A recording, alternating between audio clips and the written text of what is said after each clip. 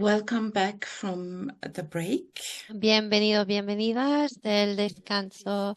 Estoy encantada de tener a todos ustedes aquí y vamos a ver la sesión siguiente. Estoy feliz de ver. Entonces, la discusión de panelistas nos ha dejado con más informaciones. Hemos escuchado de Medi que todo el planeta es una experiencia espiritual y el poder está en, en camino, como estamos en este mundo y cómo nos relacionamos con la naturaleza. El doctor Said nos ha acordado de la educación y la importancia de la educación, especialmente mirando hacia la juventud, en darles poder y también a la familia humana para que sabemos que podemos aprender de los jóvenes que forman parte del futuro. Si dejamos de lado los jóvenes, perdimos la humanidad en su totalidad. Y en Indonesia, de Aluco de las islas, también nos ha dado información sobre la comunidad indígena que nos ha inspirado sobre las tradiciones y han desarrollado una continuidad muy poderosa, una práctica de decolonización y que nos sirve como un puente nostálgico de las tradiciones de gente distinta de la cultura. Y esto nos ha dado una nueva perspectiva. Muchas gracias por esto. Y ahora, bienvenido y bienvenida de nuestro miembro piloto para nuestra segunda sesión, que nos va a incrementar el horizonte y nos va a inspirar en esta primera parte con dos perspectivas distintas sobre la paz y la justicia medioambiental. Primero vamos a tener el privilegio de darle la bienvenida a Angeline Okola Charles de Kenia, que es un Quaker y que trabaja en el desarrollo. Tiene mucha experiencia, especialmente con gente que trabaja y que vive con discapacidades en todo el mundo.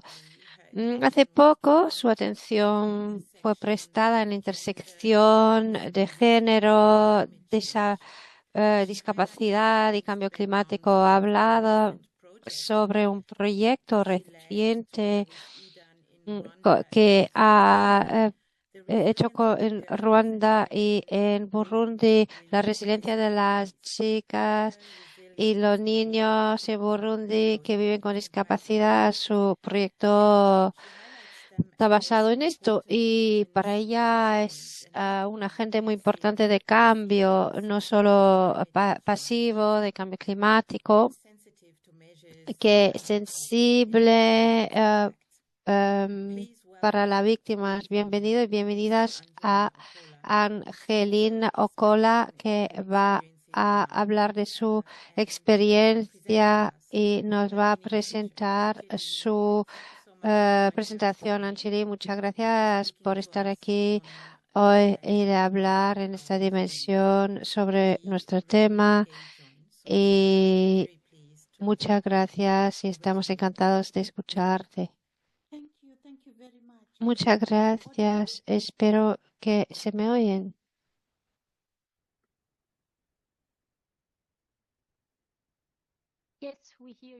Sí, sí, sí. Muy bien, gracias. Pues muchas gracias a todas y todas para darme la oportunidad de hablar. Me llamo Yuha. Mi nombre es Angela Chula del Consejo de del juicio que habla de las discapacidades dentro de nuestra sociedad, de nuestras iglesias. Y entonces quiero tener un poco de ayuda de Cristian para las presentaciones. Gracias.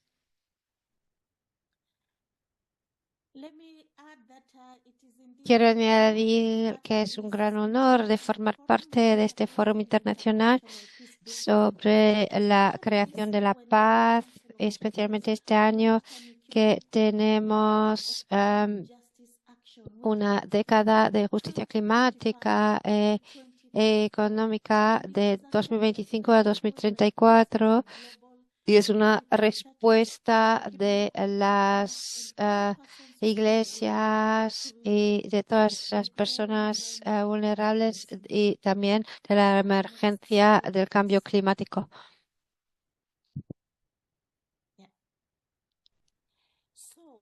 Entonces, me gustaría compartir y hablar de una respuesta humana que hemos visto en este proyecto. Es una respuesta económica en Ruanda y Burundi. La misión de EDAN es mejorar el bienestar de las personas con discapacidad mediante la promoción de la inclusión, la participación y la implicación activa en la vida espiritual, social, económica y estructural de la Iglesia y la sociedad. Iglesias de los amigos en Burundi, Iglesia Anglicana de Burundi y la Iglesia Presbiteriana de Ruanda, EPR, y Asociación de Iglesias Bautistas de Ruanda. Las organizaciones son la Unión de Personas con Discapacidad en Burundi, UPHB, y la Unión Nacional de Organizaciones de Discapacidad en Ruanda, NUDOR. Y eso lo hacemos como parte de nuestra misión en Burundi, que es mejorar el bienestar de las personas que sufren de discapacidad, de exclusión y que están involucradas en aspectos de la participación y la implicación activa en la vida espiritual, social, económica y estructural de la Iglesia y la sociedad. Así queremos dar soporte técnico para ver y en el desarrollo de los proyectos de la Iglesia, específicamente los proyectos sobre el medio ambiente y la justicia social. Entonces, cuando observamos, vemos que tenemos catástrofes climáticas. La región de África Oriental, de Burundi y Ruanda experimenta ocasionalmente inundaciones repentinas, deslizamientos de tierra, sequías, fuertes vientos, aumento de las temperaturas y pérdidas de biodiversidad, lo que afecta el acceso a alimentos y nutrición, agua potable, saneamiento, servicio de salud y medicamentos, educación y capacitación, vivienda adecuada y trabajo decente para la población de esos países. Acuerdo de París sobre el cambio climático, contribuciones determinadas a nivel nacional. Y nadie ha mirado Ruanda y Burundi porque hay tanto esfuerzo que necesitamos para combatir el cambio climático y eso está muy afectado por el cambio climático. Y así eso ha dejado las mujeres con discapacidad entre los más marginalizados cuando hablamos del cambio climático. Entonces, Burundi y Ruanda ha puesto programas para construir un cambio climático con acuerdos y contribuciones determinadas a nivel nacional.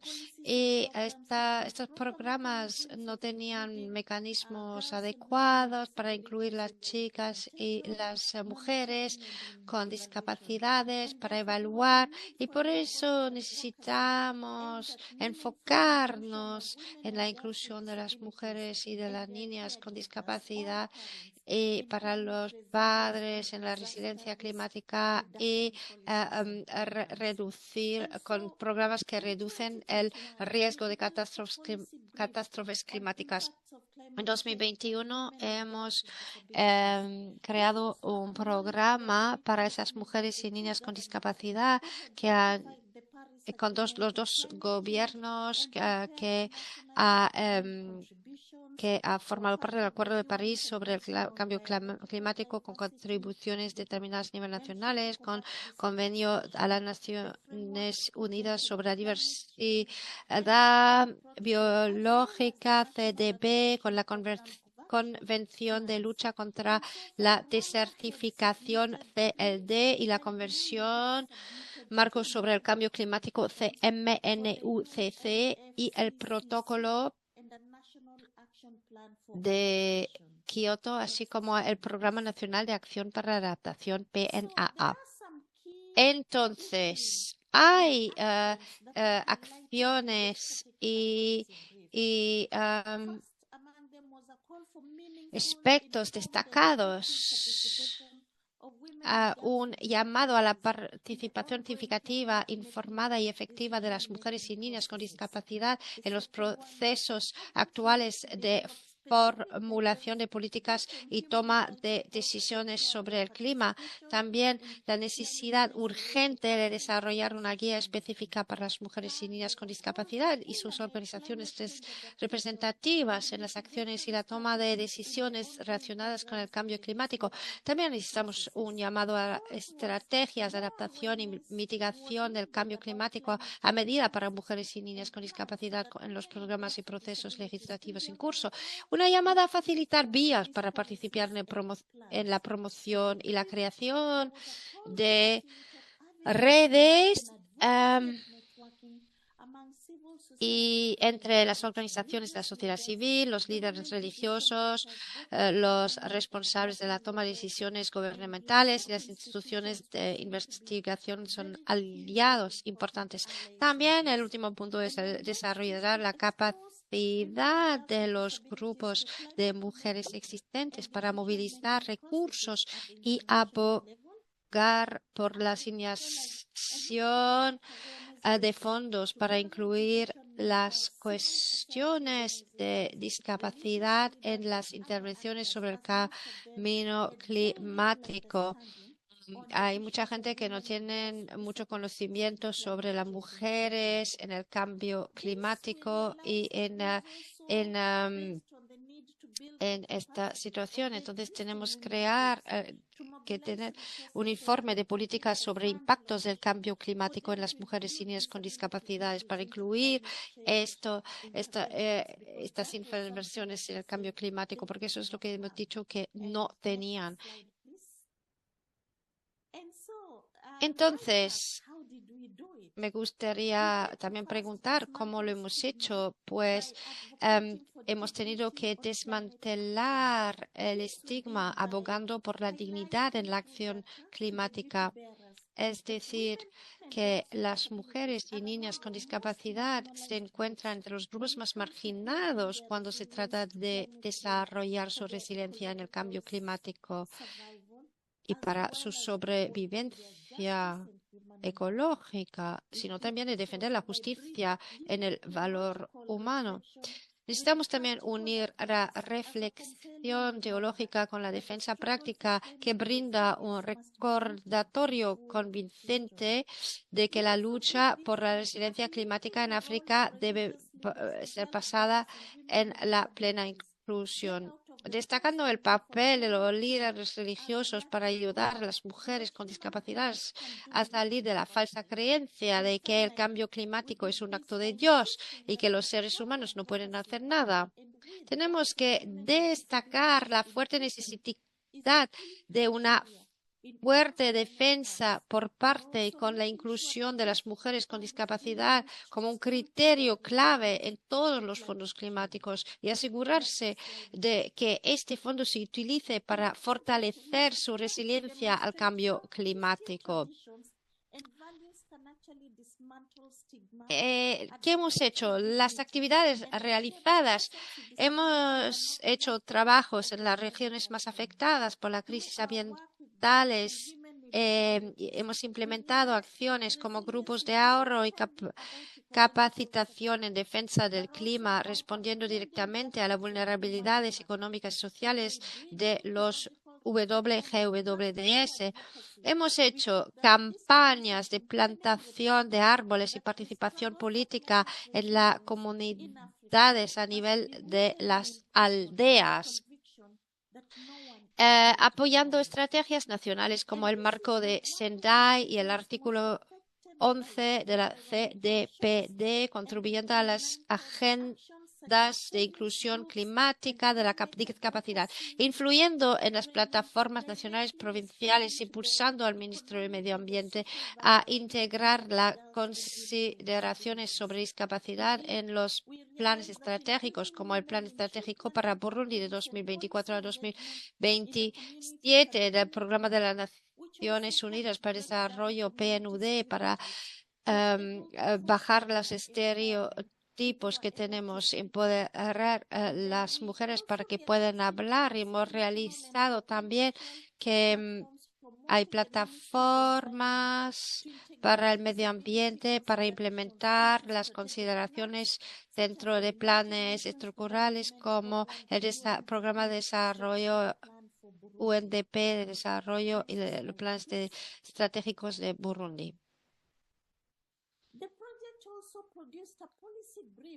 También hemos realizado actividades con actividades que influyen la decisión. Las informes de política, las asociaciones de ahorro y préstamos de las aldeas para las personas con discapacidad en el hogar introdujeron iniciativas de apoyo a los medios de vida como la cría de ganado para mejorar el empoderamiento económico de las personas con discapacidad en el hogar, con el objetivo de llegar a 250 participantes en proyectos. Superó esta meta al capacitar a 270 personas con discapacidad en prácticas sostenibles de adaptación climática como la huerta, la recolección de agua y la plantación de árboles frutales. Queremos ganado como vacas y eso para tener este proyecto con los 150 participantes hemos superado 270 mujeres y niñas con discapacidad. Estas formaciones no han solo mejorado, pero también han dado muchos beneficios y la seguridad en la nutrición. Ese proyecto también ha mejorado la concienciación en beneficios concretos para los medios de vida, incluyendo una mejor seguridad alimentaria y nutrición para la estrategia con prioridades nacionales, locales, rurales y para implementar estos. El proyecto también ha construido redes con los titulares de derechos, una sólida base de evidencia a través de un estudio de referencia y el desarrollo de un informe de políticas de promoción que destacó las brechas en la atención de las políticas a los WGWD y fomentó mejoras específicas. Y gracias a la integración de mujeres con discapacidad, hemos puesto eso en una agenda con la sostenibilidad de ese proyecto. Los diálogos y talleres con las partes interesadas, incluidas las instituciones gubernamentales, los medios de comunicación y los actores humanitarios, aumentaron aún más la concienciación. Mediante un memorándum de entendimiento MDE con el Ministerio de Gestión de Emergencias MINEMA, el proyecto abogó con éxito por la integración de los WGWD, la Agencia Climática de Ruanda. Hemos querido proteger con actividades de protección ambiental, actividades de reforestación y protección de riberas. Queremos enfocar esta gestión adaptativa, integrar actividades generadores de ingresos, IGA. Y hay La conclusión es que finalmente, gracias a las iglesias de personas con discapacidad que lideraron este proceso, gracias a los gobiernos y las partes interesadas de las OSCE, hemos adquirido conocimientos básicos sobre la inclusión de la discapacidad, hemos aprendido a abordar sus necesidades, tanto durante como después de los desastres climáticos, y se aseguraron de integrar prácticas inclusivas de la discapacidad en esfuerzos más amplios contra el cambio climático en sus planes nacionales. Damas y caballeros, el papel de las mujeres y las niñas con discapacidad en la promoción es fundamental para nosotros. Muchas gracias por su atención. Muchas gracias, Angelín. Fue una presentación absolutamente maravillosa que nos ha explicado la necesidad, la importancia de ese trabajo, especialmente cuando miramos a las mujeres y las niñas que viven con discapacidad. Y estoy súper contenta que los espectadores benefician de su conocimiento sobre la abogacía, sobre crear inclusión, las leyes y las acciones, porque eso es una cosa de explicar cómo las mujeres y las niñas que viven con discapacidad benefician de ciertas acciones de transformación, pero es otro aspecto también de darles el poder y desarrollar sus capacidades para tener vidas autónomas y contribuir también al cambio climático y contribuir así a transformaciones dentro de la sociedad como total.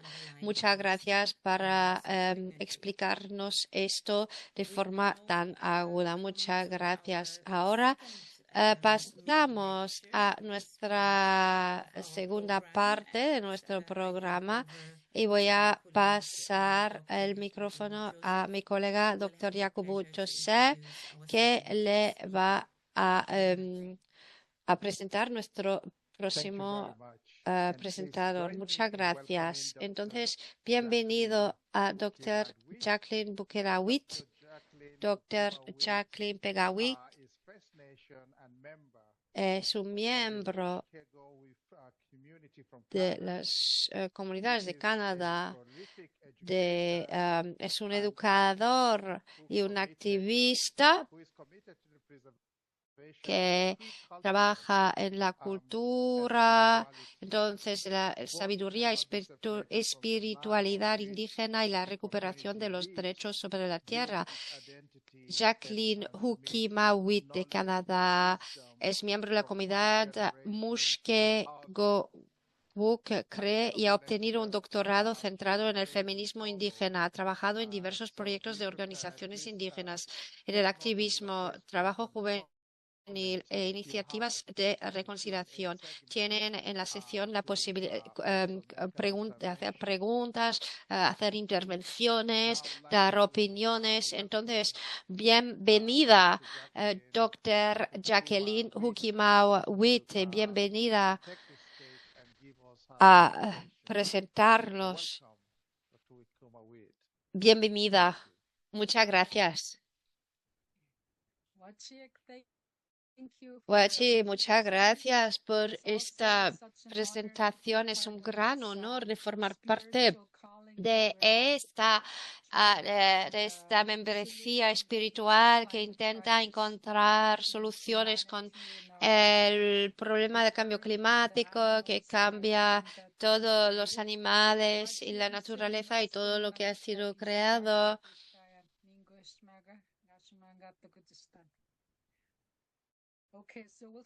Les he saludado en mi idioma. Entonces voy a empezar y mi marido va a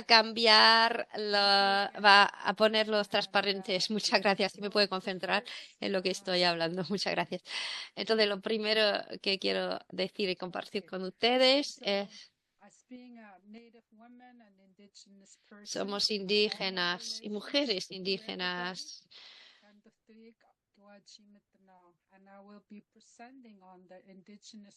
Voy a presentar la perspectiva indígena de la vida, de la espiritualidad, de la tierra y de la paz. Primero, quiero que sea espiritual y presentar cómo escuchamos y cómo nos conectamos con otros sentidos para aprender sobre la vida misma. Y quiero aquí hacer una citación sobre un ancestro. ¿Qué es la vida? La vida es ¿qué es? Es una sombra, es un viento o es un soplo, y lo voy a decir en mi idioma. Voy a intentar decir unas palabras rapiditas sobre esto. Entonces, ¿qué es la vida? Es el destello de la luciérnaga en la noche, es el aliento de un búfalo en invierno, es la pequeña sombra que corre por la hierba y se pierde en la puesta del sol. Y lo que llamamos inánimo, pues, es de Stan McKay. Y la relación es interactiva con la creación, no son recursos naturales. Y la madre tierra nos da la vida misma. Entonces, la creación y la tierra como organismo vivo, la comprensión indígena de la vida se basa en nuestra espiritualidad, que se centra en la noción de nuestra relación con toda la creación. Llamamos a la tierra nuestra madre, a los animales y planetas nuestros hermanos y hermanas, a la roca nuestros abuelos, incluso a los que los biólogos describen como inánimo, los llamamos nuestros parientes. La relación con la creación es interactiva. En lugar de extraer recursos naturales, los recibimos como regalos, lo que significa que respetamos al dador, la tierra, las plantas y los animales, de manera que su existencia no se vea amenazada, por ejemplo, por la destrucción y por tomar demasiado.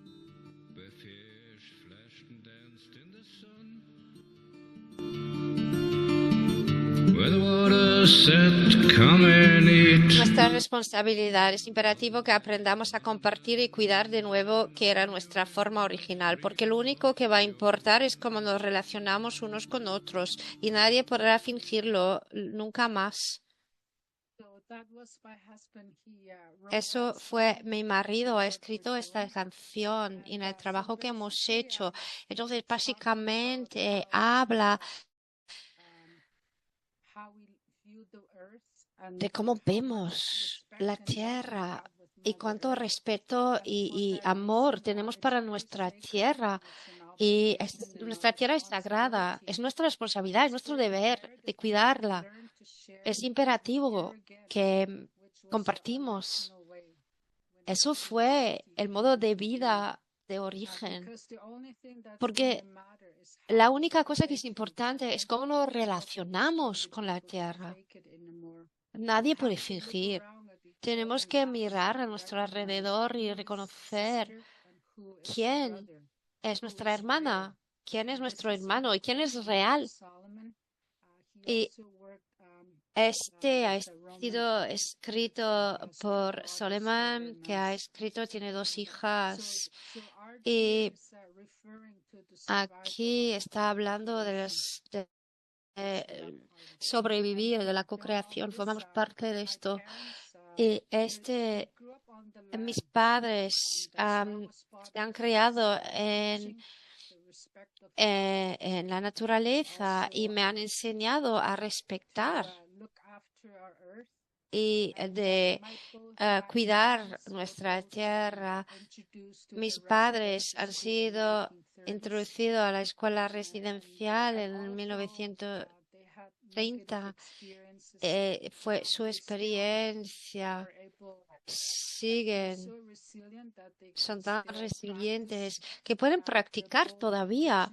Son esta espiritualidad indígena y lo pueden hacer sin olvidar sus raíces. Con el gobierno canadiense, una vez estuvimos en las islas y había un documental de la tele nacional, de CBC, y hemos hablado de la espiritualidad. Mi padre, John Okemo, ha dicho que los misionarios nos han introducido al escape, pero tuvimos un gran misterio y también de nuestro cura ha visitado a nuestra gente fuera y vivieron fuera en el bosque. No había una comunidad ese tiempo y dijeron que la gente nativa es muy espiritual y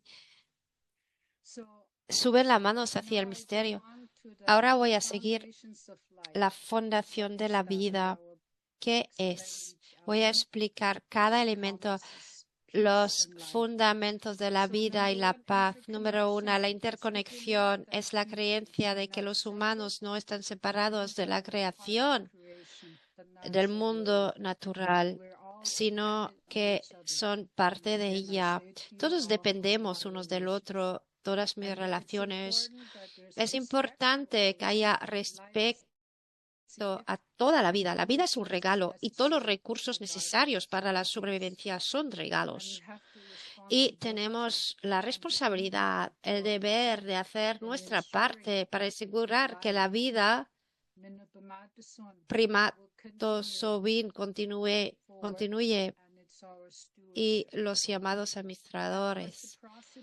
Y la reciprocidad es la comprensión de que cuidar la tierra y la vida en ella en su conjunto garantiza que la tierra te cuide a ti también. La moderación es el principio de aceptar como regalo solo lo que necesitas.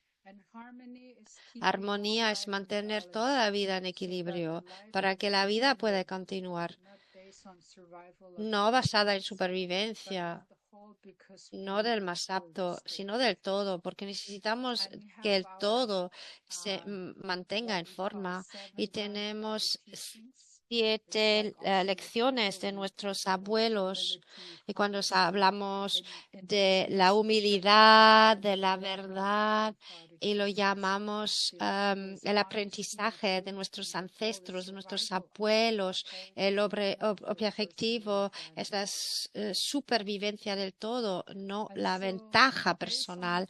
Y basado en esto se podría también hablar que de todo ese procedimiento es nuestra ley indígena, la ley, y tiene tantos valores, la tierra, la identidad y la paz.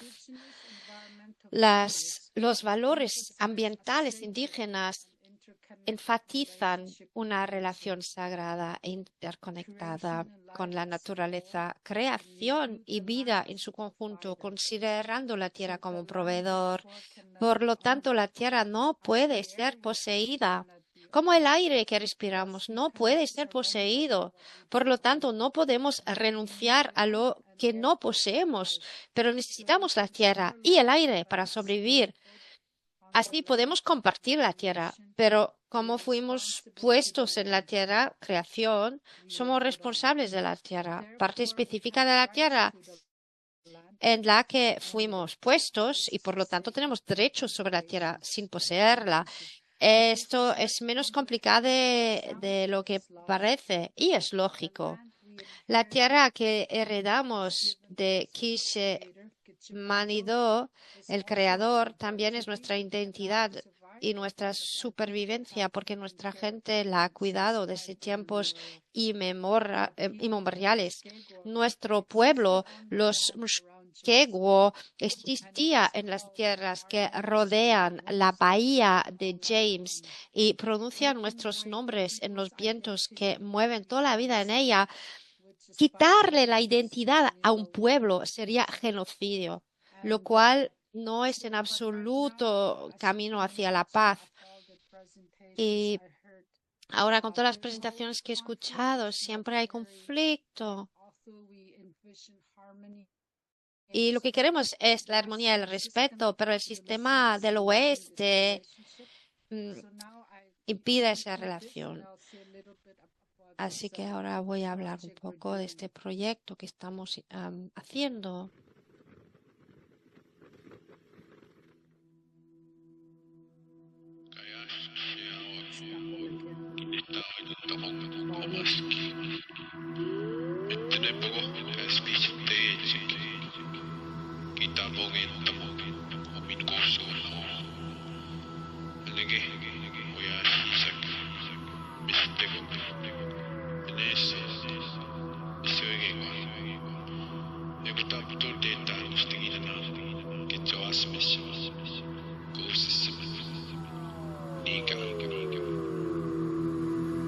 This is the proposed Mushkegowuk Marine Conservation Project in Hudson's Bay and James Bay. Protecting the marine ecosystem in our traditional territory means we are protecting all life for all Mother Earth. James Bay is calling my name. James Bay is running through my veins. James Bay will always be my way.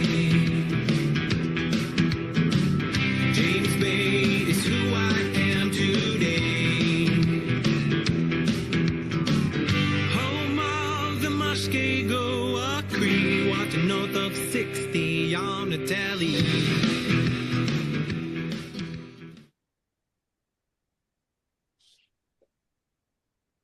So just to summarize, Para resumir un poco lo que hemos visto, eso es una de nuestras estrategias legales para contrarreaccionar la crisis climática. Eso es una iniciativa del gobierno de la conservación e intenta proteger los proyectos marinos y del agua. Y cuando hablo al principio, cuando hablé, quiero también enfocar que James Bay es uno de los sitios más sagrados del mundo. Gracias al bosque donde vivimos, es que se preserva todas esas emisiones del medio ambiente y es como recupera el carbono, y ahora el gobierno quiere minar este sitio y no entiende estos derechos. Eso va a tener consecuencias y acelerar la crisis climática, porque en este sitio carbono tenemos 35 millones de carbono que está almacenado ahí. Entonces, lo que quiere hacer el gobierno es poner los gases dentro del medio ambiente y sería fatal para nuestro paisaje, para nuestra tierra, y el agua va a ser contaminado y toda la naturaleza va a quemarse. Vamos a tener incendios en los árboles, en las plantas. Y yo creo, muchas gracias por escuchar. Muchísimas gracias, doctor Umar Witz, para su presentación increíble. Hay dos contribuciones para reflexionar cómo tenemos que entender la paz y que es importante con la justicia del medio ambiente. Ahora vamos a invitar sus preguntas a nuestros dos presentadores. Puede escribir sus preguntas en el chat. Mi colega, Dr. Emile Ekut, va a intentar redigir sus preguntas, entender sus preguntas, pasar sus preguntas en el chat. Para la traducción, la intérprete ya no está, pero tiene la posibilidad de tener con la inteligencia artificial el transcrito. Muchas gracias. Muchas gracias a los presentadores. We looked at disability and climate justice, disability initiatives also showing how climate change adaptation efforts also can be inclusive. And here we see also a very broadened understanding from indigenous cultural perspective of climate justice. So you are now invited to bring up your questions, comments, and interventions. Thank you. So the floor is open. Thank you very much.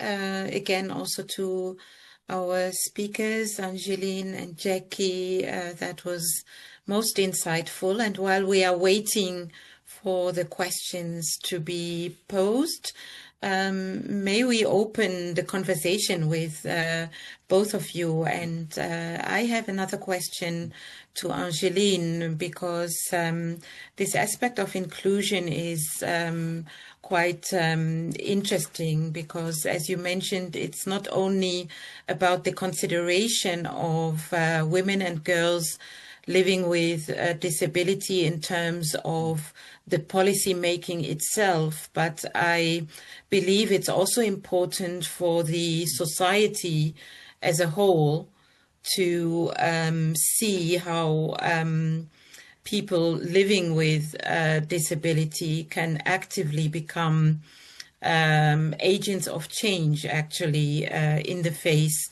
of the impact of climate change. So I wonder if you could expand a little bit on this aspect and your experiences on the ground in Burundi and in Rwanda. Thank you very much for the question. Actually, you know, whenever we try to talk about disability inclusion, disability mainstreaming, people always narrow it down to accessibility. They think about buildings and how we need to create ramps for people with disabilities to enter. But there is a whole life beyond just the physical accessibility. And so through the work that we have been doing, we try as much as possible to also inbuilt in it disability mainstreaming. Now, for example, when the churches have a project that is taking care of the environment in a form of making terraces, making some vegetable gardens along the terraces, it gave us a very good opportunity to start the conversation. How can we include people with disabilities? How can they get to where these terraces are? So we do the physical accessibility, but we also do the mind shift of telling them that people with disabilities are here. They're willing to be part of this project in this village that is actually helping us to mitigate against soil erosion. And so in that process, they also look at how do we train these people? And for example, maybe the person is deaf. We will need a sign language interpreter. If the person is blind, we will need somebody to lead them to that place where the terraces are. If somebody is physically disabled, maybe using a wheelchair, they will need to make it possible for this person to move to that space and offer their gifts, offer also their their efforts towards making the environment friendly again and stop climate change. But at the same time, even as we do that, there is a mental shift. There is that aspect of social inclusion where persons with disabilities have become part and parcel of their communities, because the community realizes that it is not so much that we are asking to ensure that persons with disabilities are included. Thank you. So I'll just jump in to say, Emilia is taking question related to the first lecture. So please go ahead with questions from the first lecture, and we will take questions relating to the second lecture after. Thank you. Go ahead. Yes, Emilia, over to you.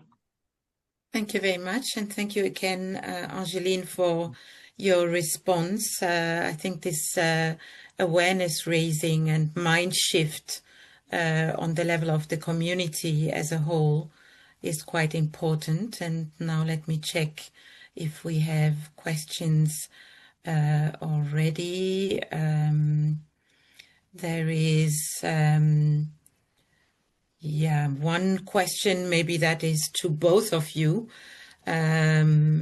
Kambe, number one, says, I'd love to know from both amazing speakers how they keep up their hope. How do you keep up your hope, Jackie, and then Angeline? Well, it's not easy, especially when you're marginalized. But I think as an activist, and you build relationships with allies. Like I sit on the Catholic Women's League, so from there I consider them my sisters to find a way. And but it's not moving fast enough compared to the government's new policies that came out, the new laws in Canada, and it's causing a movement again from the people to protect the land, because now they want to speed up everything. And so that's how I keep my hope, is being active and writing submissions to the government if they want feedback about the new laws and what it means for us. And I try to introduce this new way of thinking, because everything is just colonial at the moment, and I'm trying to make the relationship equal, but it's not easy. Thank you for your response, Jackie. And what about you, Angeline? What is your hope? I will just pick it up from where Jackie has left, that by the mere fact that we are talking and people are listening, I think it gives us hope, even if they do not, act immediately. The mere fact that the table has been widened and we are able to come with our chair, because there is normally no chair for those in the margins. So we come with our chair, and they talk and we listen and they listen. That alone keeps our faith and our hope stronger to continue doing the work, because we keep knocking until the doors will be opened. And they have started opening. We can see a small light coming out, and that keeps us motivated that soon the door will be opened ajar for us. Thank you.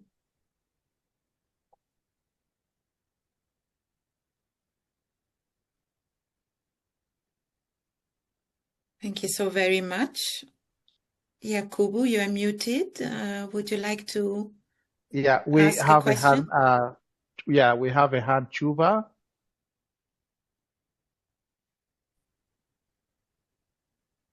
Please go ahead, Chuba. You're muted.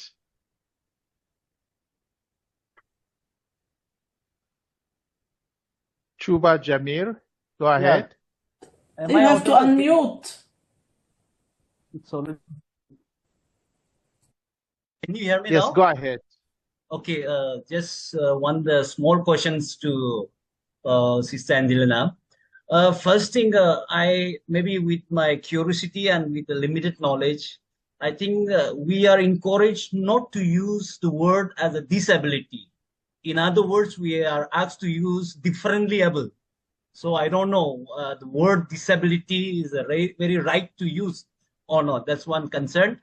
Another concern is that how can we think, or how can we elaborate biblically or theologically about disability? Now, as we look into different scriptures, especially in the Bible, we found that the disability is a consequences of sin.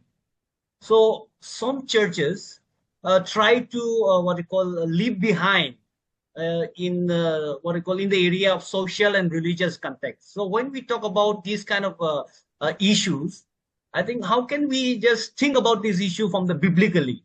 So that's a small question that I would like to put before Angeline. Thank you. Thank you very much for that question, and especially on the language. It has always been very interesting when we start conversations with how do you want to be called? And that's how we have started conversations, because of the fact that language is actually the identity of the person whom you're addressing. And so in many places, especially in Asia, we hear people talking about differently abled. And we agree and we accept to use that language in Asia. But as the World Council of Churches, we looked around and saw that many other countries, especially through the United Nations and other human rights instruments, are using the word persons with disabilities. And so we decided that we will use it internationally, globally, but when we go to various contexts, we will use the language that the persons with disabilities want us to use. Because we go to some other places where they tell you they want to be called people with handicaps. That is offensive to some people, but they prefer that is the language that we use. And so we have tried to not force a specific term to persons with disabilities, but have a conversation at the very beginning of the training, at the very beginning of our discussions on what terminology we can use. And so I was using this because this is what majority have agreed that we used to conform with the language that is used by the United Nations, that is used by the majority of the countries. But when we go to Asia and we publish books in Asia, you will find the term differently abled. And then secondly, thank you very much for bringing the theological aspect of disability and how it has been equated to sin. And I will take us back, those of us who are Christians, to the parable of Jesus meeting the blind man in John chapter 9. And he asks, who has sinned? Is it this man or his parents? And that is one of the conversations that we started having together with persons with disabilities way back within the World Council of Churches in 1997. And I would really like to draw you to some of the resources that have been produced by the World Council of Churches on that conversation on persons with disabilities. Who has sinned? Is it a sin? Or is it the diversity of the creation of God? And when we talk about that, we also look at the other parables and how they have been used, because some of the healing stories have actually caused a lot of pain to persons with disabilities when they go to churches, because then when they are not healed and are able to walk, when they came without walking, what happens to them and their faith and their life after leaving this space without being able to walk. So we have very nice resources within the World Council of Churches website. Please visit and just click EDAN, and they will take you to those resources that we use to train clergy and train the other people who are interested in these particular conversations in the church. Thank you. Thank you so much for your response, Angeline. I think that's perfectly correct, because I think that goes back to what you said earlier about the recognition of the full dignity and worth of all people, including those living with disability. And I think from a religious perspective and from a Christian perspective in this case, one can say that all people are principally whole. And it is important to recognize that in our relationship with one another and the created world in which we are. So let us see if we can take up other questions. Yakubu, have you identified other questions that we can read? Maybe one. We do have one or two more. some comments and questions in the chat. We have some of the comments are quite long. I'll just invite you to look at them. They are just reflections, so I would not want to go through that.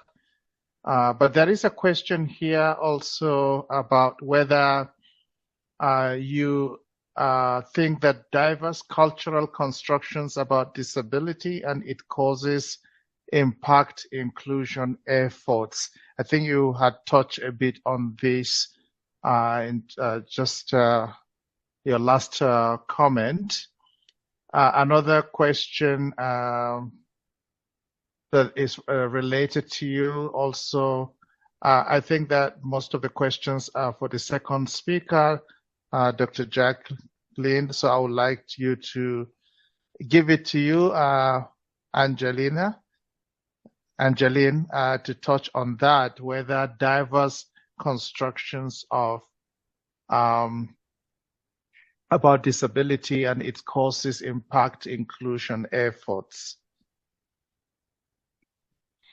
Thank you very much. And the answer is yes, because even the onset of disability sometimes determines how this person is going to continue their lives. And that is why we have started partnering up with theological institutions. And we do have some of the institutions that are teaching the disability and theology, and mostly it is at the final year where we engage the students in training to look at the issues of disability, get to understand, because when they go into the communities, they will be the ones dealing with these questions, dealing with the parents and dealing with the persons who get the onset of disability. Because if you get a disability when you're still young and at the age of maybe 0, your outlook will be different from somebody who gets a disability in a later stage in life. And so how do we equip the people around you? We equip the clergy, we equip the communities, and equip even the family members to journey together with this particular person. Because some of the places, especially in the third world, are not able to have the early interventions that are needed. For example, if you are born with club foot and you are living in a country, say maybe in Asia, you will not get the same interventions as a person who gets club foot and is living in, say, Europe or North America. It will also be different when you are in a rural community, or you're in an urban community. It's also different when you're poor and when you're rich. And so all these diversities, because we are trying to enable the onset to be dealt with at the very beginning of your impairment or your disability, we have been trying to bring this into theological training and also to have support groups in our congregations to know how to help identify and get the intervention that is needed, but also for the lifelong support of families and persons with disabilities. Thank you very much for this very important and powerful ideas about how awareness can be raised and also to provide ongoing support to people with disability. I would like to start now going to you, Dr. Jackie, just to look at some questions that have been posted that are specifically for you. The first question is from Nora, who wants to thank you very much for this inspirational speech, and that your presentation, she wants you to know that your presentation has generated a lot of emotions from the audience. And I believe this is positive and powerful. But then how can we join you in your fight? And what can people do to change things? So please take note of that question. I will read another question. You will answer both at a go. There is another message I'll read because it's like an epistle to you. It says, "Dear Jackie, as you were speaking, I was finding many common themes and values between your indigenous spirituality and the scriptural passages in the Bible that speak of creation care. However, the result has been different from a Christian Western culture than what has been for your people. I think I perceive what has caused this difference result in the way you started by saying our understanding of life is based on our spirituality and the following of the 7 grandfather and grandmother teachings. These are for the survival of the folk, not for personal advantage. In the dominant version of Christianity worldwide, people's spirituality is mostly experienced as an individual experience and for personal salvation, even eternal life, not a restored relationship with earth." So this is a very interesting question, an individualistic conception of Christianity, as opposed to really this idea of the common good that you talked about in understanding our relationship with the earth. The commentator here wants to hear your opinion about that. Thank you. So I think it's philosophical.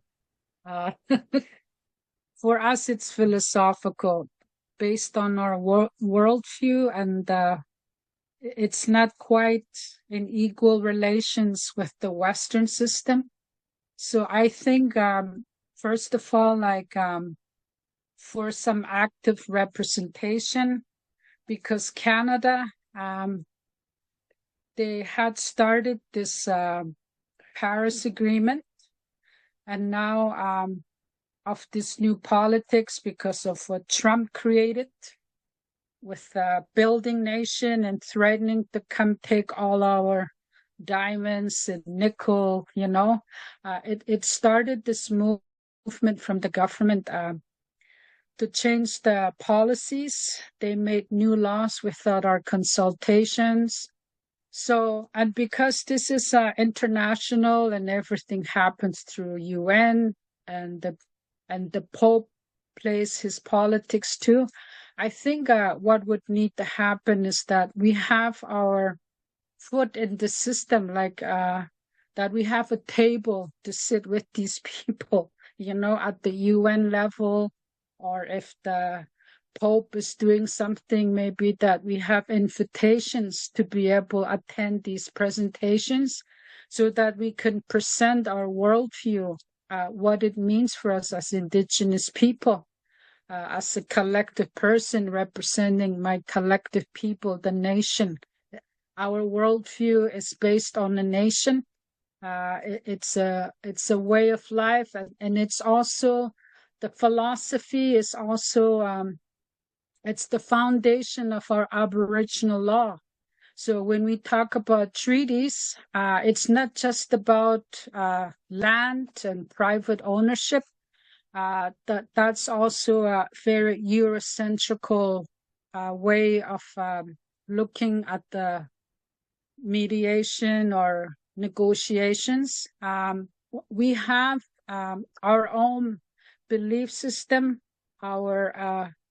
and that's the basis of our own natural laws, that we want the master in this case to consider when we sit and negotiate about the land. And also, if there's going to be development, it should operate on the principle of sustainability, which is not harmful for the environment. Like if you look at our land, it's beautiful. There's polar bears, and why can't we do more on tourism? So that's just one example. And also, because the government they wanted our land, they introduced policies, laws, and that they were very colonial, and they were also genocidal, because one Prime Minister, John MacDonald, he targeted Native people. He called us savages. So policies created through the introduction of residential schools was meant to destroy who we are as Native people. And the reason is because then when we forget who we are, then the land is free. We cease to argue from who we are as Indigenous people of Canada.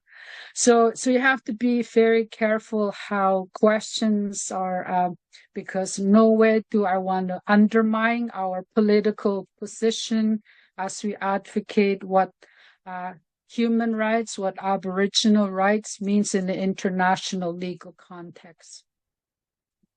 I hope that answers. And also, yes, I should mention the land is also healing. So my parents, although they went to residential school, it's not to say that they came out damaged. There was a lot of damage. There were all sorts of abuses. And even my mom's brother and cousins disappeared. I'm still searching what happened to them. So we need accessibility to records from Catholic institutions to trace, and so because of that, there was a lot of social impacts, but they went back to the land because that's where we live, out on the land, and they still practice. And because the trauma is compounded by drugs, young people are dying at the fast rate, and it's the highest in Canada for Native Indigenous people. So, but we're still advocating to go back on the land because land is healing. Land is where we do our ceremonies. We reconnect, we heal what was fractured in our mind, in our spirit. We reclaim, we're being resilient about it. Thank you very much. Your answer has touched on the next question about the residential school, looking at the relationship between capitalism and care for creation.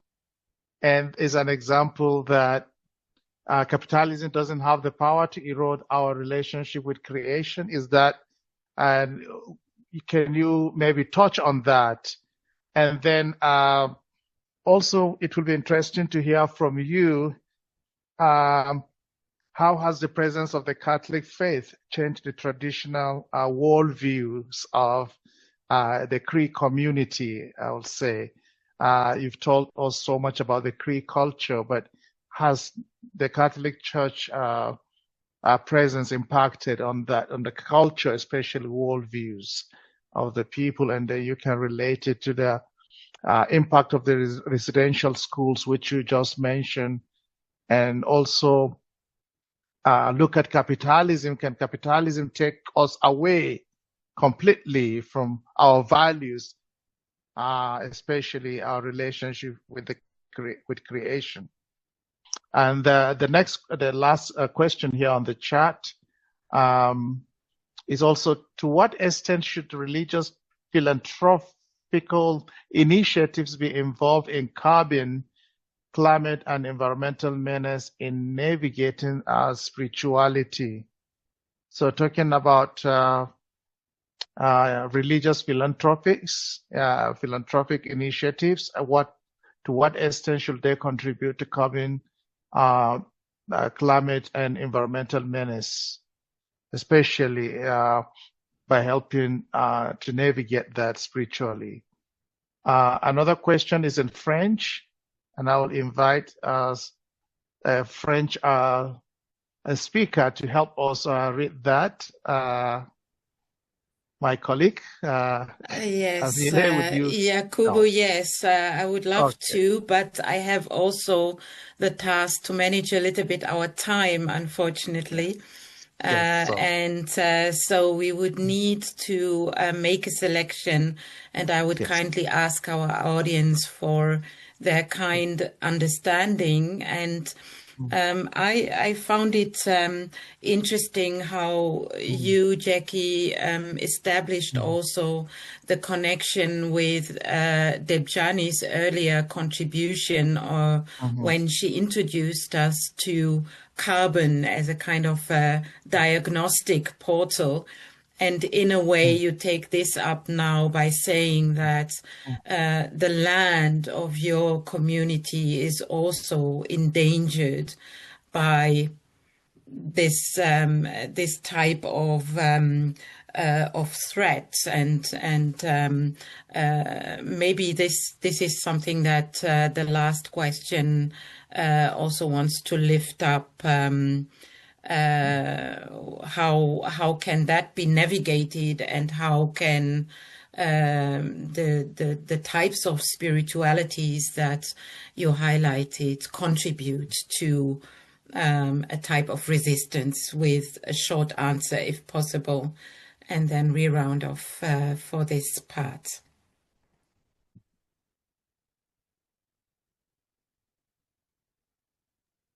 Could you yes, now we hear you. So it's a little overwhelming and confusing, because I was reflecting on the questions that Yakuba mentioned, and now so I'll try to summarize. I'll try to keep sending them, but I think the critical response, again, I want to emphasize indigenous rights are accepted on the international level, and it's based on our indigenous worldview.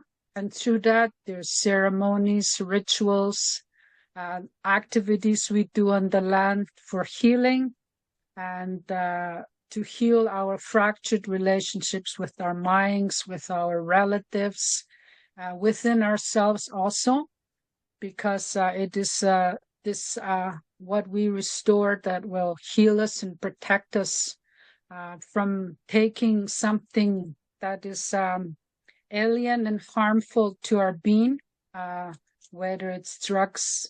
And also, if we're talking about other resource development, we had that experience already with the diamond company, and because our people are suffering from social, like inadequate housing and poor health,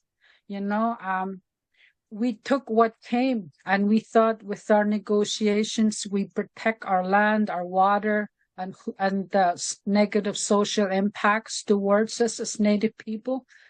But it was very challenging. At the end, the mine They finished what they came for. They were there for 7 years. So there's no more open pit diamond mine. But what's left is mercury in the water. And also the court found the diamond company, De Beers, that they violated the environmental monitoring regulations. All they got was a slap on the wrist, $100 fine. But when you look overall in the native community, the water is contaminated with mercury. We depend on water for healing, for food sustainability, whether it's for food, fishing, or for our moose, the caribou, they depend on that too. And also, we were involved in a study for health impacts. And what the scientists found was that the young women of childbearing age had a lot of mercury, and that there would be serious implications in the long term should they bear children.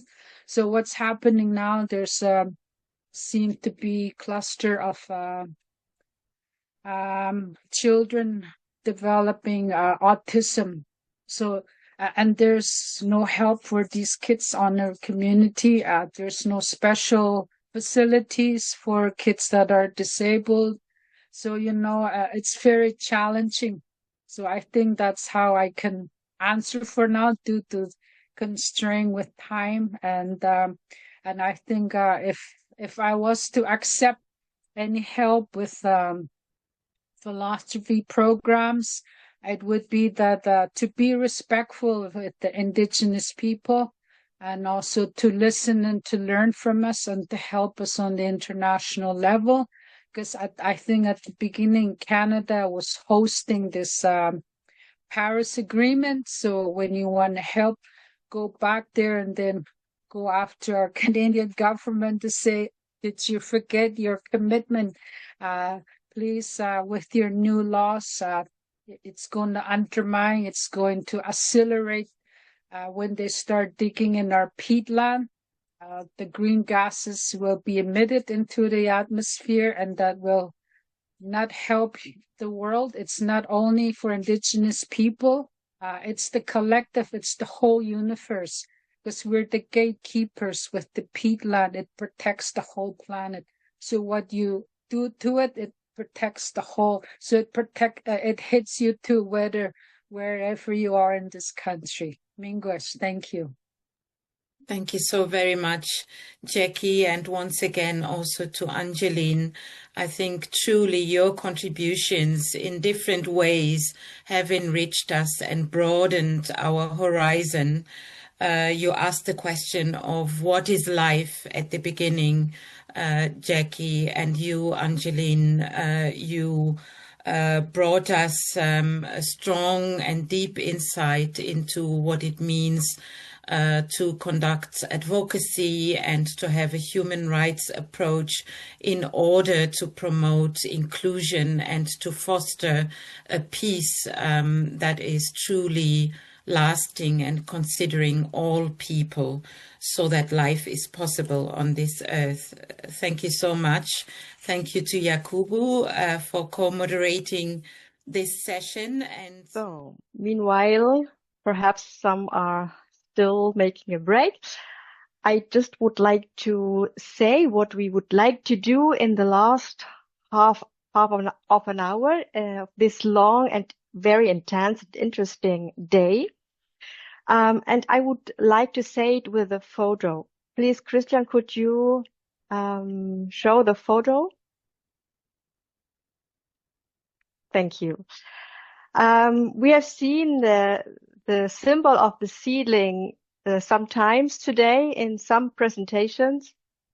And I think a lot of us can see in this little seedling like a symbol for all what we like, what you hope that will be growing in future, like peace and peace on the earth, peace with the earth, a symbol for all we hope. We see also the hands that can be seen as a symbol for human hands, for all what we humans can do, working, doing something, achieving something, going into action. But I think the hands can also be a symbol for all that holds us, like our values, our spiritualities, our religion, our respect, love, spirituality. So now the question at the end of the day, the focus would be, how can we translate and transform our spiritualities into actions towards peace with the earth, towards that what we want to see growing? And we have 4 persons here with us from different contexts, different cultures, different spiritualities, different religions, who will go into a discussion about this. As we won't have too much time to open the discussion to you all, please write, nevertheless, your comments and questions and ideas in the chat so we can pick them up for tomorrow for our action plan. First of all, I want to greet my colleague Monica Trevino Alvarez, who will moderate with me this discussion. And then please, I hand over to my colleague Simone Dollinger to present one of our guests, Sophia. Please, Simone. Thank you very much, Alexandra. I will do the presentation of our next guest in Spanish, so please follow the translation if you need that.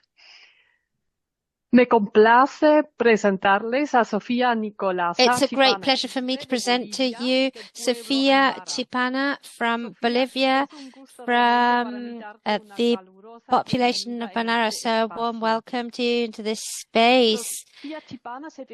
Sofia Chipana describes herself as a person that walks together.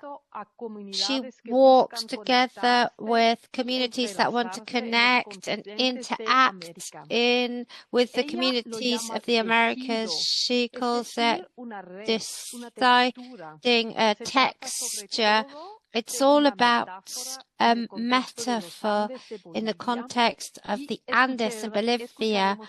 And we're going to listen to more from her. Sofia Chibana, she is part of the Andina population and also indigenous women who are wise. And Abiawala is an important word that means that it's a mature earth for the indigenous people of Panama and Colombia. Abiana is used in America to define itself as the unity of the American population of decolonization. In this context, Sofia Tibana is looking for communities.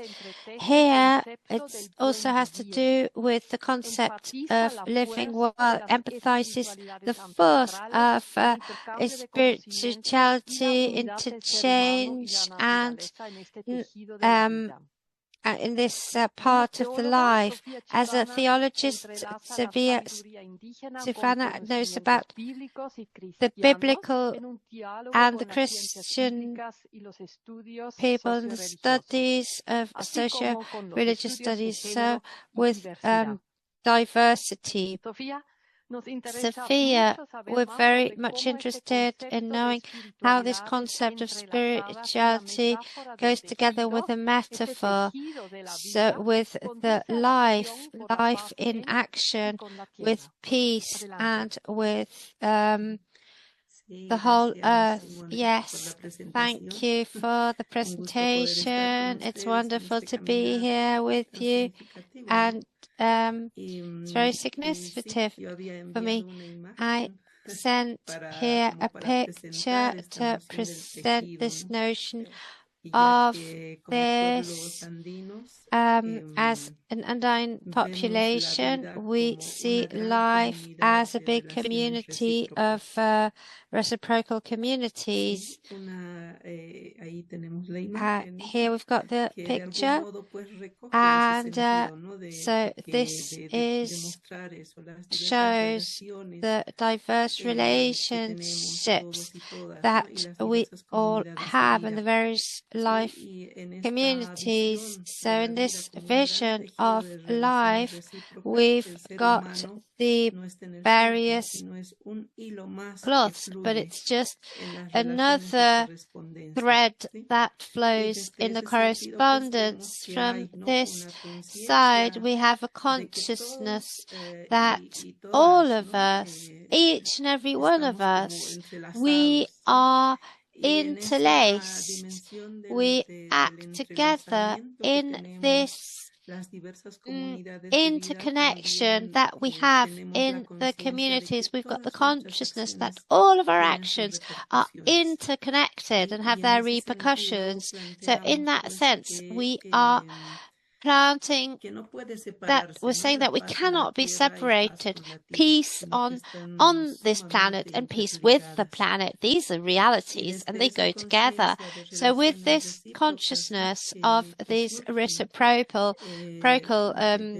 situations of life, and for life, we want and need to feel part of this big tissue, and it's like a kind of we need to also look after this tapestry, this weaving. It's all interwoven, and we can only, this is called a community of life, and it came in 2018 when we as a whole were thinking of how to live together and how do we feel and how can we live together. And when we had this relationship of interconnectivity with all lives, everything that is alive, and this fabric, this weaving, interwovenness is also comes back to spirituality,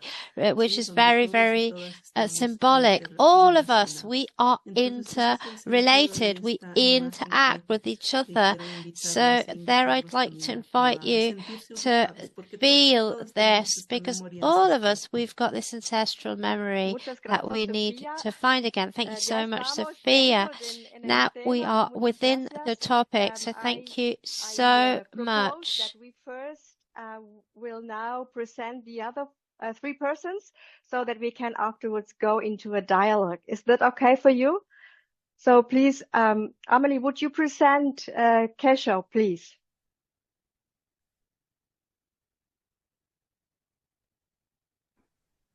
Thank you very much. It's my pleasure to introduce you to a young change maker. Keshu Isaiah is coming from Kenya, and he is representing the Maasai community. Karibu, Kesho, and it's a pleasure having you here. We have met in person, and so I'm particularly glad that you could have accepted our invitation to join us in this forum.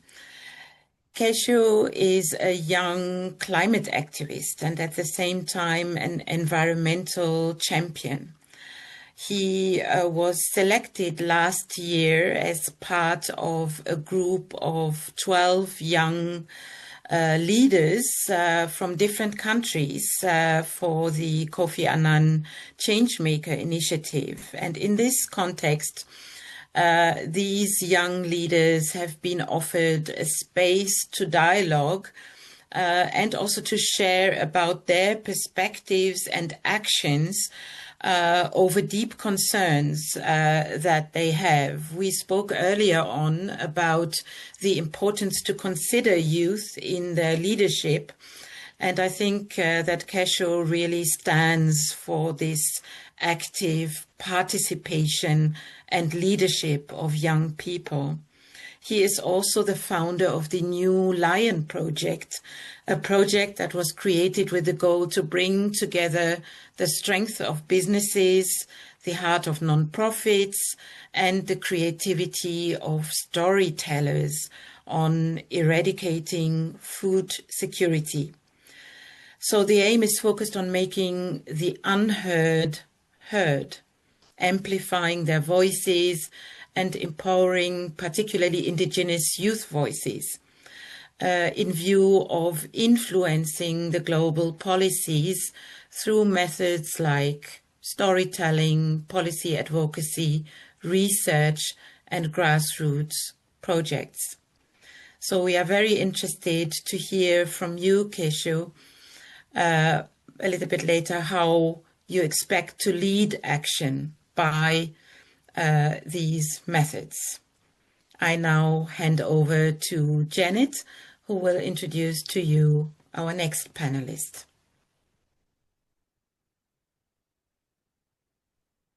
Buenas tardes, gracias Amelie. Es un gusto saludarlos. Hello, good evening. It's a pleasure for me to be here. And thank you for giving me this opportunity. I'm going to present Julio, who is a young lawyer, 38 years old, and he's been here for the people in Peru. Julio was born, and he remembers that from his grandfather who died and who worked in the mines and lost his life through the mines, and he never received any help from the government, and he suffered from living and working in the mines. And he studied law and specialized to defend the rights of the most vulnerable of Mother Earth and the environment. And when he's 16 years old, he started to accompany indigenous people, also the Quechua community, also the native people, and he has learned, and he is convinced of recognizing the rights of all the elements of nature, whether it's water, soil, air, fire, everything, also the living beings, everything that lives, plants, everything. And when I asked Julio what was the best thing you learned in this experience, it was to strengthen my own identity. Julio is now accompanying to fight for Peru, for the rights for women and defenders of the earth. The first step was made when he was recognized by the government, and he keeps on fighting, something that in these days in Peru, it's that all the violations, everything's being violated, human rights, nature rights, everything. So having lawyers who compromise, like Dr.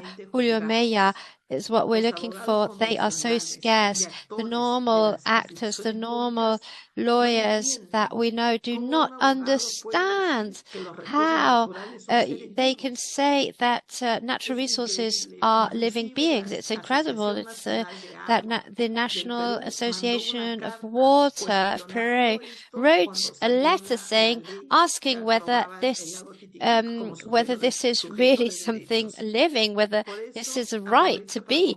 And so I would like to share with you, and it's a big honor to present you Julio, who's a young, very valued young lawyer who defends all living beings.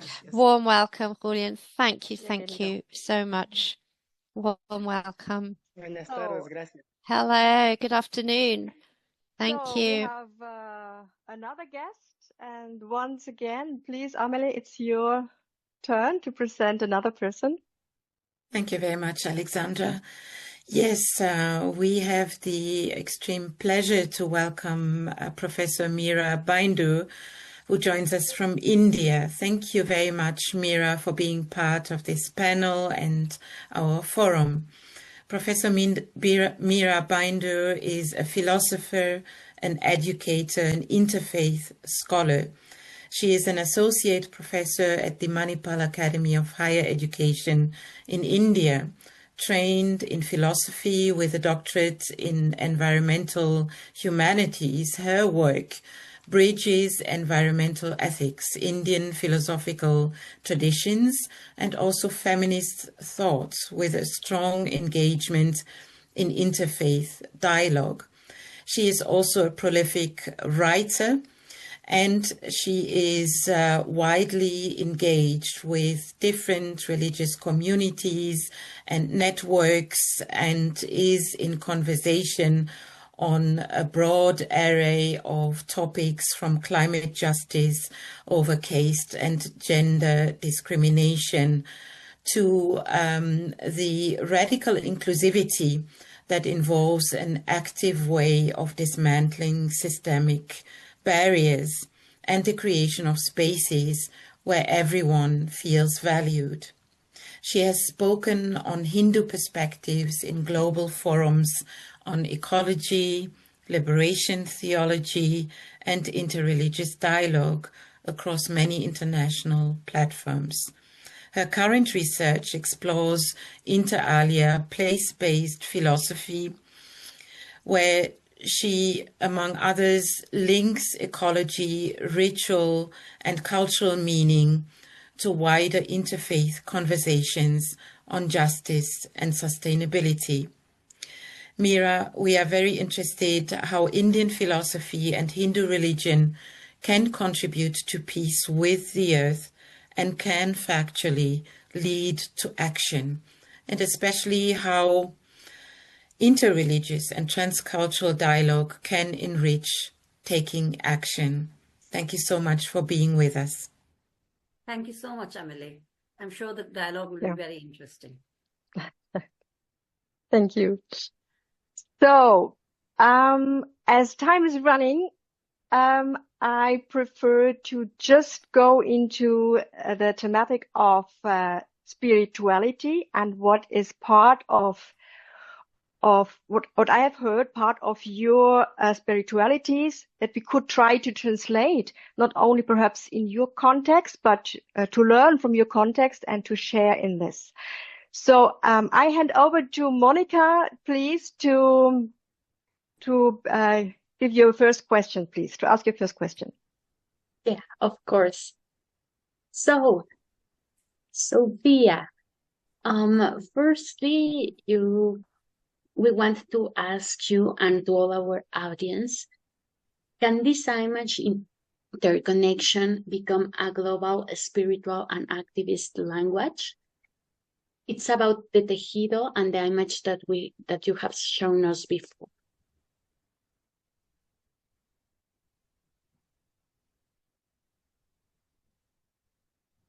Oh, yeah, I can ask in Spanish without any problem.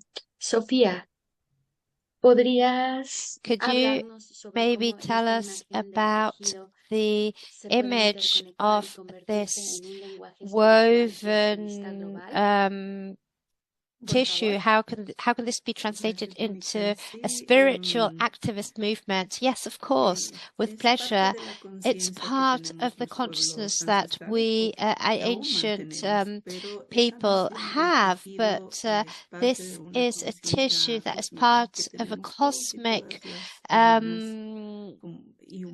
a cosmic relation that we all have, because we are part of this community of life, and this consciousness also brings us back to reciprocal and a mutual looking after each other. We need to wake this consciousness that we look after each other and ourselves, and we also need this this capacity to look after the other beings. If we're talking about beings of water, of life, and all the others, you know, the birds and all of them, that we have different communities. So this consciousness brings us to beings a lot more in relationship, and this necessity to look after life. Thank you so much, Sophia. So I think that really helps us to learn more about spirituality and also to promote peace. Alexandra, I don't know if you'd like to continue with the next question. Yes. Thank you very much for this image of this weaving this tissue. Kesho, my question to you is, you call your project the New Lion project. So what about the lion? What symbolizes the lion for you? Thank you so much for the question and also for having me today here in the forum. And the metaphor of the new lion comes from the historic action of the Maasai community, one of the biggest events during the times whereby the warriors has to hunt the lion, especially as a way of transforming themselves to a different age. So killing a lion was a way of showing bravery, leadership, and also commitment as a young leader and transforming to a different stage. So for the Maasai, killing a lion was a big deal and also was a big action. And now when it's come to the New Lion project, where we draw the name, is the fact that the New Lion has now changed. We no longer kill the lion. We no longer kill the lion that is in the forest, like what people used to do to show their bravery. The New Lion has changed. It has changed the form.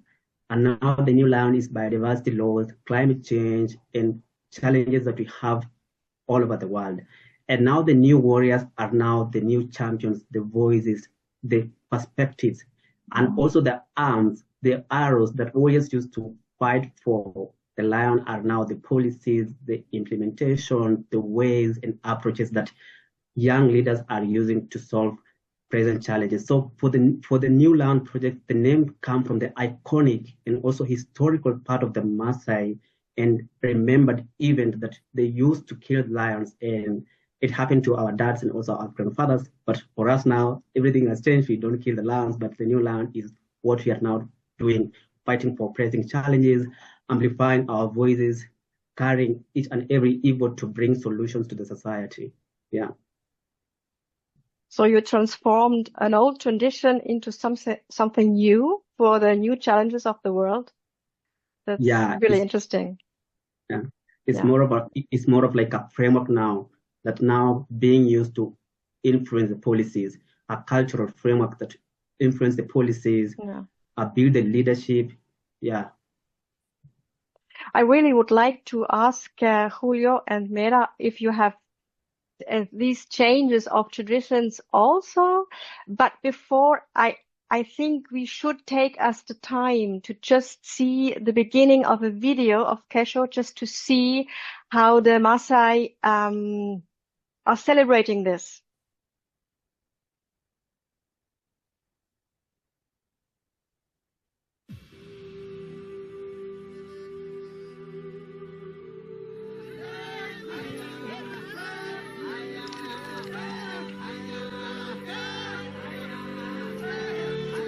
In Maasai culture, warriors once hunted lions to protect their people. But today, the lion has taken a new form. Climate change is a new lion.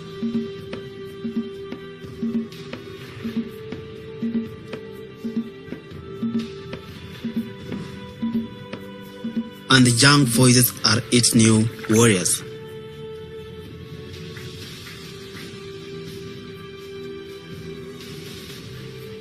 Coming from the Maasai community, being on the front line of the climate crisis, the New Land Project seeks to amplify the voice of unheard from the community, whereby we need to push for them to be involved in decision-making pools and also policy. I run an organization called Tembea Make an Impact that focuses on environmental advocacy, community empowerment, and inspire youths to be at the forefront of making positive impacts in their communities. Being a nature guide is a role where to link up the people and nature and environment. So I always make sure I respect their wildlife habitat, their space, and their behavior. It's really better for us to start a cultural village that will be able to have young people and women coming up together, sharing their culture with the whole world. At the same time, we are proud as Maasai. We have never been shy in terms of sharing our culture with the whole world. So it is an inspiration for us, the young graduate from the university also coming back and also trying to show the whole world that now it's really concerned for us to go back to nature and at the same time trying to conserve the culture. The Maasai struggle is a microcosm of the global fight for climate justice. Their stories resonate with communities worldwide, inspiring a collective effort to protect our planet and its people.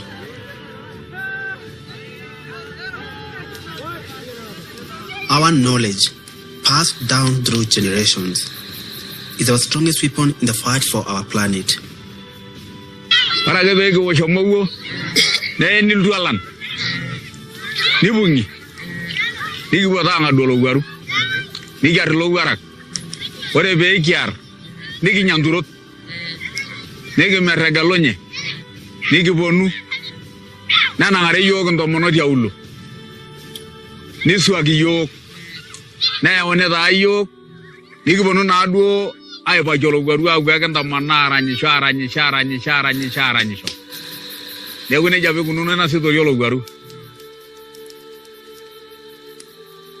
Our lands, our people, our future are at stake. The time for action is now.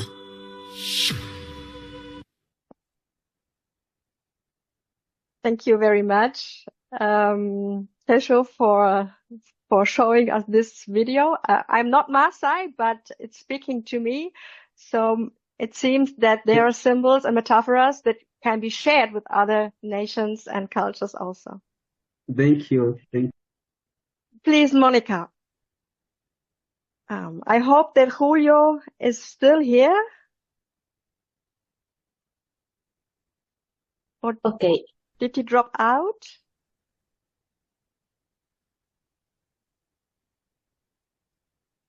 Maybe I can only ask the question and see if he continue with us. He's not here. Yes, okay. I'm afraid he dropped out. He dropped out, so just continue with the question to Mira, perhaps. Okay, perfect. So, Miran, you have an emphasis on interreligious dialogue. Could you please explain why this is so important for peace, not only on, but with the earth? Thank you so much. It was wonderful being a part of a community that speaks the same language that we do: spirituality, nature, peace, human rights, and also a little bit of anger and a little bit of hope. And I think this kind of sums up my whole engagement with interreligious dialogue, because when I started working with people, I realized, as somebody pointed out, a large part of our population is religious and spiritual. In fact, there are more spiritual people than there are scientists and other climate change people. And one of the things that brings people to action is spirituality and religion. It's very easy when I have as a professor, I do two kinds of things, and I'm also a yoga teacher. So when I call people for a bhajan sabha, for a religious gathering, I have about 50 people turning up in my house. But when I have an exhibition on tidal waves and loss of biodiversity, I have about 10 PhD students and some 3 professors coming to my house to see the exhibition. So it's very interesting how religion brings people together, right? And the second thing, what I realized is religions, when I worked with Interfaith, I realized the doxa are different. The context, the texts that we draw our inspiration from, whether it be the Bible, or it be the Bhagavad Gita, or it be the Quran, or it be the Guru Granth Sahib, or some other teachings of any other religious leader, the doxa, the ideas that come from there are different. So when we argue from that, and there is no dialogue possible, because if I call pink red, and you call pink blue, there's no way we can actually come together. But what we can do is we both point to it. One says red and the other says blue. But we both can take that, whatever red and whatever blue is, and wear that cloth. So action or ritual or tradition or story is where people come together in dialogue. So whether you plant a tree for Allah, or you plant it for the great creation, or you plant it for the great Lord Shiva, or you plant it because they are your sister and brother in an indigenous culture, or the bear came and told you to plant it in your ancestral grandfather's village. Planting the tree brings us together. So rituals, as my worthy friend now, young friend, has actually done, he's done a very right thing, reimagining our traditions and recapturing our traditional values inside the dialogue of climate change. And this can happen interculturally, because it's not important why you're planting it. It could be your faith and belief, whichever God, but the action becomes spiritual. And when the action has got spirituality behind it, there's a force. It makes us do things. And that's why we find religious leaders are actually at a lot of forefront of helping people, whether they are people with differently abled or with disability, or they are also at the forefront of climate change, of just finance. So I've seen in India, one of the biggest movements that we actually got done through religious leaders was the dismissal of 377, which was the like gender neutrality and homosexuality was criminalized.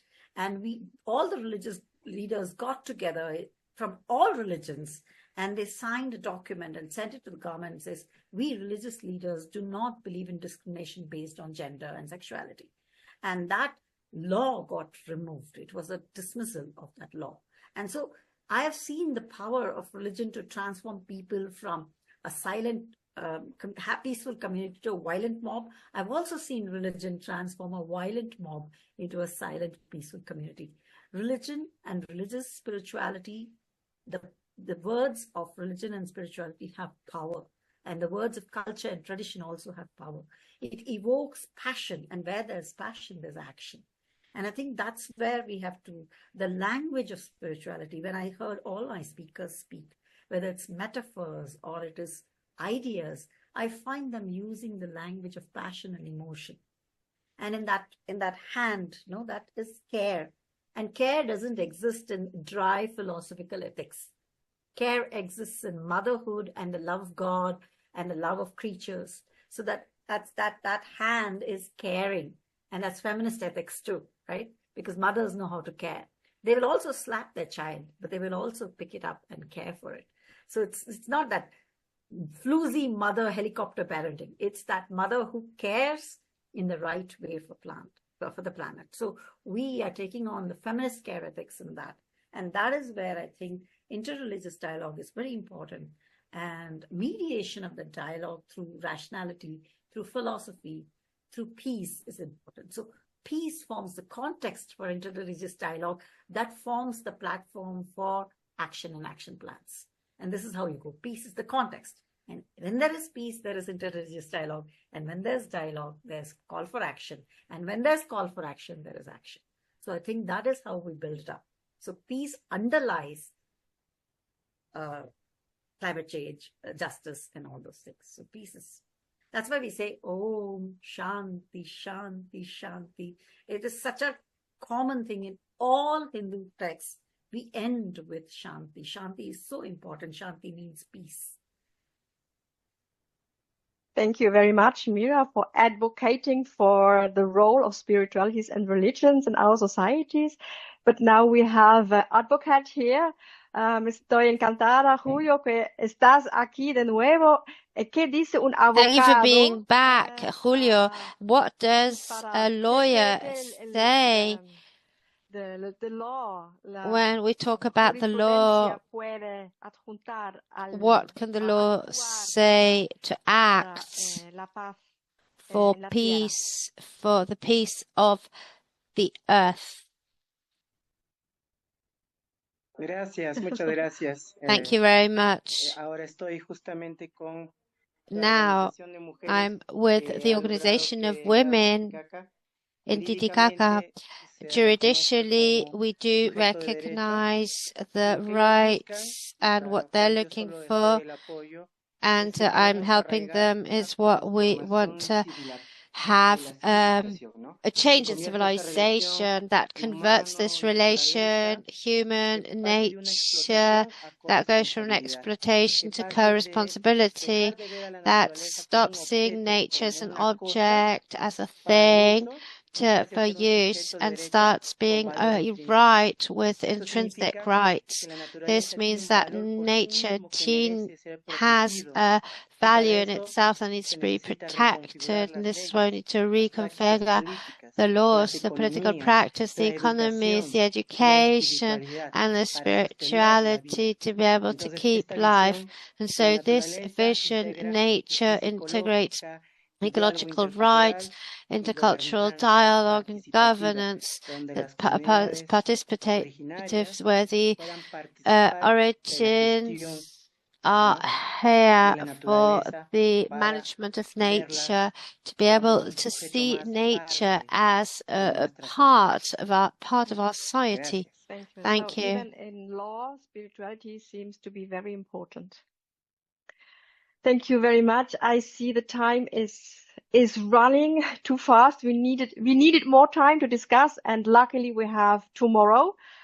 So thank you, Monica. Thanks to you all, Mira, Kesho, and Julio, and Sophia for being here. And I hand back to Amelie, please, to wrap up the day, please.